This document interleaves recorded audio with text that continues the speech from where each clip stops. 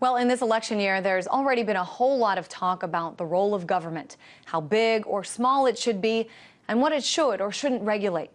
Now, one agency, the Transportation Security Administration, was among the topics of discussion at least one of those Republican debates that seem to be never ending.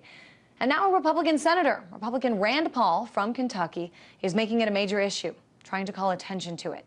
He issued a statement just last week saying the American people should not be subjected to harassment, groping, and other public humiliation simply to board an airplane. As you may have heard, I have some personal experience with this, and I vowed to lead the charge to fight back. Now, you may remember Senator Rand Paul missed an event here in D.C. after a trip to the airport a few months ago. While passing through a full body scanner, his knee somehow raised a red flag, and TSA agents asked him to submit a hands-on search. Senator Paul refused and ended up missing his flight. So I want to talk about all of this with Charlie McGrath, founder of WideAwakeNews.com. Hey there, Charlie. What's your take? Why do you think this is an issue that Senator Rand Paul is choosing to focus on now? Well, I think he's following, obviously, in the footsteps of his father, watching the usurpation of liberty in this country, and it terrifies him just as much as it does his father and just as much as it does myself. You know, I've went through the airport, and I refuse to go through the naked body scanner. So if I'm cattle card into one of the lines that has a naked body scanner, I'll take the invasive pat down, mainly in a civil protest in order to slow the process up. But it's extremely invasive, extremely invasive. I mean, they make sure that you understand that they're there to dominate, intimidate, and control. So I'm glad to see Rand Paul is stepping up in his efforts to shut this canard down, this canard that we have safety through the Transportation Safety Agency. And as you did mention already, his father, presidential candidate Ron Paul, has actually been talking about putting an end to the TSA for years now. He goes as far as to say this increased number of TSA agents and pat-downs is just another sign that the police state in this country is growing out of control. But Ron Paul's views, this particular view that Rand Paul has put forth, do you really think that a majority of Americans feel this way as well?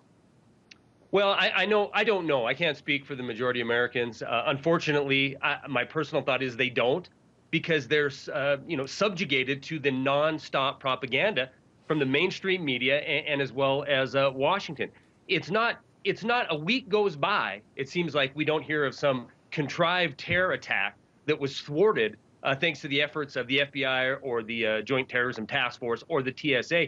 And when we look into these, and we don't even have to look very deep into them, when we just look barely under the surface, we see in most cases, for an example, the Cleveland Five, the Cleveland bombers that were announced on May Day, May 1st, a thwarted attack. This was an FBI setup from start to finish. So, I think most Americans think that Washington, D.C. is there to protect them. And most Americans do not remember the lessons of history. People like Benjamin Franklin saying, when you want to give up your liberty for safety, you're going to get and deserve neither. And I think that's where we're at right now, Christine. But I think a lot of Americans don't even look that far. Many of them haven't heard about the Cleveland Five, which we actually will be talking about a little later in the show. What they see is the fact that there has not been a successful terrorist attack on board an airplane since 9/11, really. And so, there needs to be some sort of, method that makes sure that guns and bombs and other weapons don't get on board planes. I guess I'm wondering, I mean, this is obviously an issue that you care about. What do you think are some good alternative solutions? I think the private sector always provides the best solutions. Now, the argument is going to be that we had private sector security or screeners on 9/11. But the fact is, I mean, we've had 100 years of aviation in this country, and we've had one terror attack. And there's a lot of people that question, did the United States know about this before it happened? But look what we did.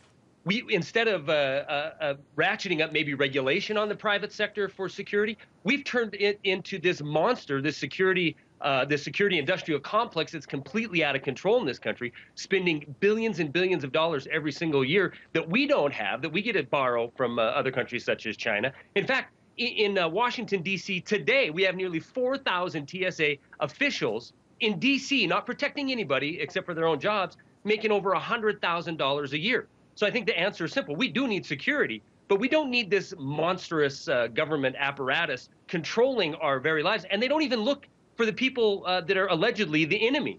They're patting down little old ladies. They're patting down people. In Rand Paul's case, he had some kind of knee implement, and it set off the detector. So they held him up. They're not doing this to keep America safe. They're doing this to keep themselves in a job.